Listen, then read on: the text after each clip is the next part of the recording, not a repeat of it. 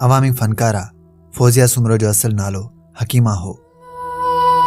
हुन वीरावाह लग ताल के नंगर पार कर जे गोठ खारसर में 1969 ईस्वी में नाथे खान जे घर में जन्म वरतो। संदस वालिद टंडे मोहम्मद खान जी शुगर मिल में मुलाजिम हो ऐं उते हमदे नातू गाईंदो हो। अॻिते हली लॾ पिलाणी करे टंडे मोहम्मद खान में अची वेठो, जिते फौजिया सुमरो मैट्रिक पास कई ऐं 16-17 वरनि जी ॼमार में ॻाइण शुरू कयई।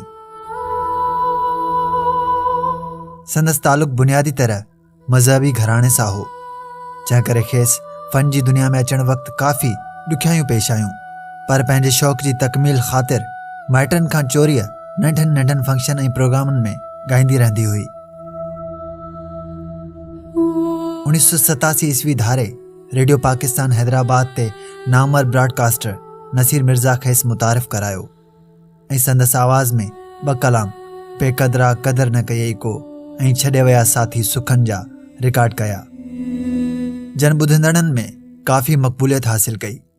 फौजिया सुमरो राग जी बाक़ाइदे सिख्या उस्ताद मजीद खान ऐं गुलाम हुसैन कलेरीअ खां वरिती। संदसि आवाज़ में काफ़ी दर्द हो। फौजिया सुमरो सिंधी औरत फनकारान में वाहिद फनकारा हुई, जंहिंखे वध में वध ॿुधो वियो ऐं पसंदि कयो वियो आहे। संदसि कलामनि सिंध जे झर झंग में वॾी मक़बूलियत माणी। हूअ कैसेट कंपनियुनि जे उरूज जो दौर हो। हूअ कैसेट कंपनियुनि खां काफ़ी ॻरो मुआवज़ो वठंदी हुई। हुन घणो तणो इश्किया कलाम ॻायो आहे। उन खां सवाइ हर साल मुहर्रम महीने में संदसि आवाज़ में सिंधी नोहनि जूं कैसेटूं बि रिलीज़ थींदियूं हुयूं। फौजिया सुमरो मुल्क खां ॿाहिरि सऊदी अरब, भारत, दुबई, शारजाह ऐं कतर समेत केतिरनि मुल्कनि में पंहिंजे फ़न जा जौहर ॾेखारिया।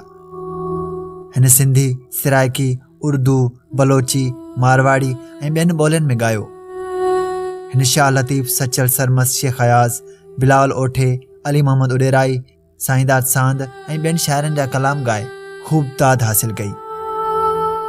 संदसि मशहूर गीतनि में कंहिं हथे लाया त गोढ़ा गढ़ी पिया, को त अहिड़ो हुजे कॾहिं नींहं वारा निंडू कोन कनि था, अले मुंहिंजा मारवाड़ा, जहिड़ी प्यारी सिंध तहिड़ा सिंधी माण्हू, कारुंझर ते आ ऐं ॿिया बि केतिरा ई मशहूर गीत हुआ। संदसि शादी 1993 ईस्वीअ में टंडे मोहम्मद खान जे ज़मींदार हाजी मिस्री सठे सां थी, जंहिंमां खेसि हिकु धीअ जो औलाद आहे। संदसि 110 कैसेटूं रिलीज़ थियूं। खेसि शाह लतीफ़ एवार्ड ऐं शहबाज़ एवार्ड समेत लातादाद एवार्ड मिलिया आहिनि। थर प्रोडक्शन रिकॉर्डिंग कंपनी 2002 ईस्वीअ में मीरपुर ख़ास में संदसि मंटा तौरु ताज पोशी कराई वई।